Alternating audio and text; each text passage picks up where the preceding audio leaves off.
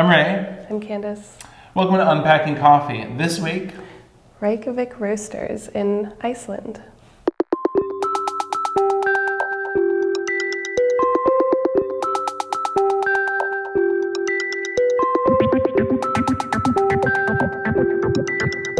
We actually went there. That's right. Yeah. We went to Iceland. We went to Iceland. We did it for you, the audience, to see what it was like at Reykjavík Roasters. My name is Þuríður Sverrisdóttir, but my nickname is Dussy. I've been in coffee since 2005. I always worked in coffee with my studies. I studied art theory in the University of Iceland. She's competed a ton, she's been a judge. My name is Torfi, rolls off the tongue. And I haven't got a nickname. I'm a chef by education and wanted to do something a little bit more family friendly, but also something that I was super interested about. Torfi came out of the Coffee Collective, who we have also covered on the show. Episode number appearing here. Worked there for a few years and learned how to make coffee there and started roasting coffee as well. 2011 Danish Brewer Champion, 2012 Danish Barista Champion, 2013 Icelandic Barista Champion. Torfi and Dussy met when they were competing against each other. He was Team Denmark, but I was Team Iceland. Yeah. At the Nordic Barista Cup. Yeah, that was the first introduction with Torfi. Dueling baristas. Thunderclap. When I decided to move back to Iceland, I kind of called Dussy and told her that I had this plan on just starting my own company, and she was kind of working on something else with Torfi, a former co-owner of us. We kind of just merged the two ideas. And 2013, they rebranded as Reykjavík Roasters. I found it really interesting to talk to them about that rebranding. In the beginning, it was very, very punk. It was just one uniform color and way too much information. There's like Icelandic on one side, English on the other. So it was just ugly. And then one of their baristas asked if she could have a go. I think the biggest leap in design was when Julie started working for us, and she came up to us really polite and really nice and like, you know what, guys, is it okay if I kind of change the design? It's kind of been bothering me for a while. And we told her, well, just go wild. She is an amazing designer, so she did these beautiful bags. She just drew the coffee plant basically, and we've kind of just worked on it gradually, and so it's very easy to read what's on there, and it's always the name of the farm. A couple of flavor descriptors, just so you have an idea, and it's not that this is flavored, which is what we had questions about quite a lot in the beginning. Also, is this coffee? Yeah, exactly. Coffee. Yeah, on the back it's the information about where it's from, the roast date obviously, and a little bit of a description about the coffee itself. Just what to expect. Or what we find interesting to tell. When we've sourced, directly, which we're moving more towards, then we think it's more interesting to tell the story and try to get people to connect that it's not just a big company, it's an actual person producing this, it's their livelihood. So this is all in Icelandic, but then they also put out coffee cards that are in English. On the info cards, we usually tell a little bit more about like our relationship with that person. One farmer we met in a Peruvian restaurant in Ipac in Colombia, and had some ceviche and wine with him, and he came along for a couple of days and traveled to a lot of coffee farms with us. Those types of experiences matters. Yeah, they really matter. We are producing waste, but we want to have it as minimum as possible. We looked for an environmentally friendly, biodegradable packaging, and we bought from Tech Pack Solutions in Canada, and it's completely biodegradable, only degradable. Yeah. It's also got the Ziploc and the valve being a part of that. So of course at home, and I just chucked these in there, and they. I think the last one I did, we had more waste from like potato peels than from the actual bags. So let's talk about Iceland a little bit. Sure. There are just north of like 300,000 people on the whole island. And in Reykjavík alone, there's something like 122,000. Coffee is everywhere. Probably presents a little bit of a challenge for a specialty coffee roaster who then is, charging for coffee. Not if you've tasted them both. Discount supermarkets, you usually get like free filter coffee, and at the bank free coffee.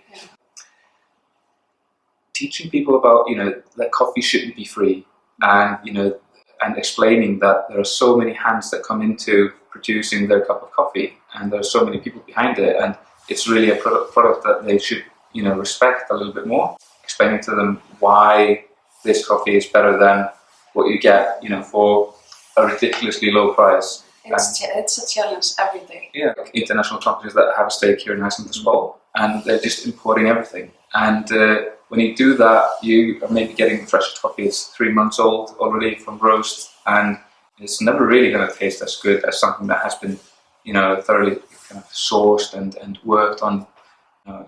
We have this scientific approach on how are you going to achieve consistency as well. It's a struggle to fight against those big companies. So we just decided not to. Yeah, we are just aiming on the enthusiasts. Yeah, enthusiasts. Yeah. Just the people that are focused on good quality and good flavors. They see through this. Yeah, exactly. It's when we focus on that, it's easy. Yeah. They're really involved in finding the right coffee for different wholesale partners. It's kind of a restaurant within a restaurant, and when it's fully booked, it's like 11 seats or something, and they're doing tableside siphons in front of the guests. So that's fun to how we're going to find the solution with that.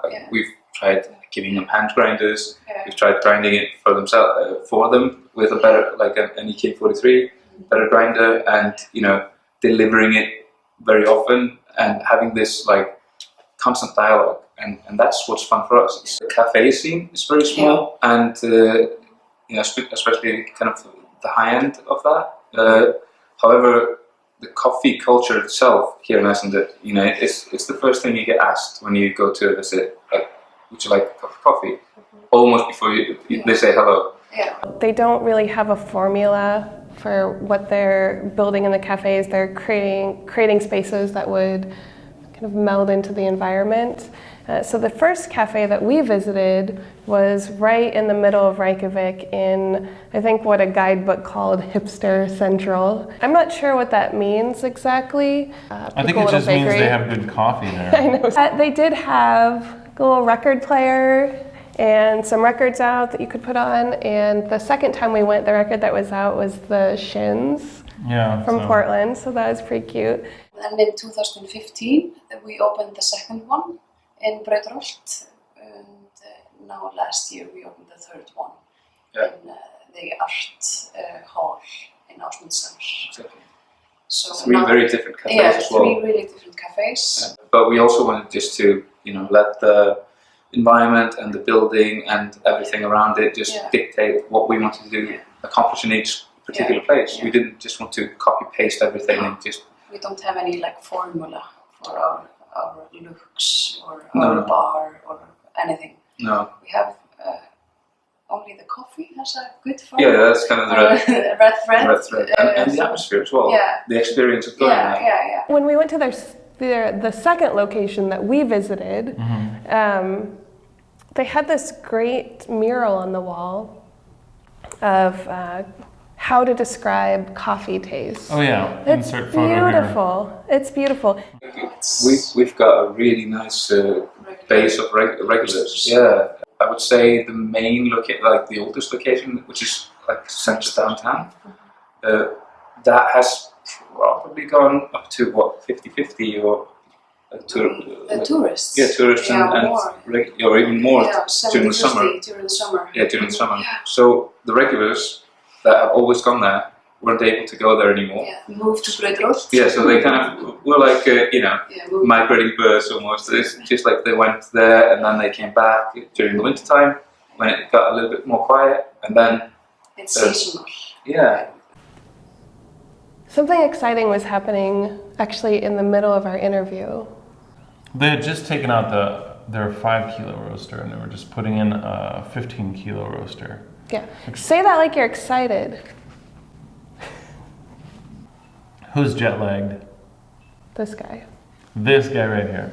Yeah. One of the first things we did actually when we became involved in the company, we kind of, it's always been the focus on improving day by day. So we started, using refractometers quite a lot. We started weighing everything, and we just systematically went through every single little detail in the company.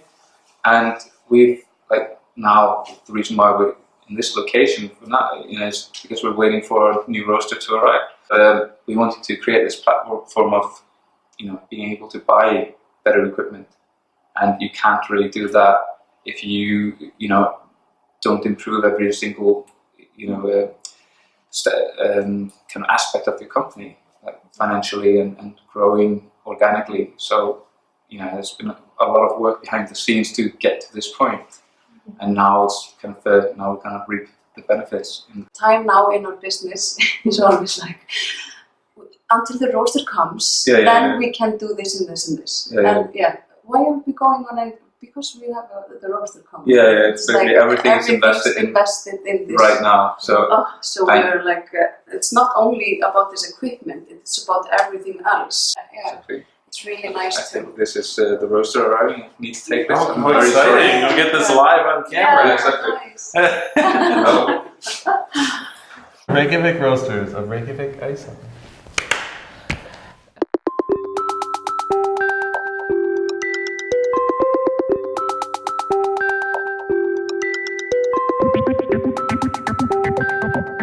Do you know the clap? Go ahead.